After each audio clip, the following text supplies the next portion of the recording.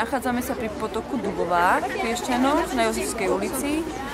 Tuto budú deti z 7. základnej školy zbierať odpadky, sú to 5. 6.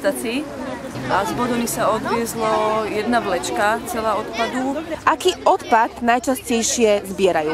Najčastejšie papiere, obaly z tyčiniek, z keksíkov a podobné, fľašky plastové hlavne a sem tam sa nájdú aj pneumatiky, nejaké matrace a takéto v tých kríkoch zašité. Rebeka, čo hovoríš na tých ľudí, ktorí takto znečisťujú tento potok?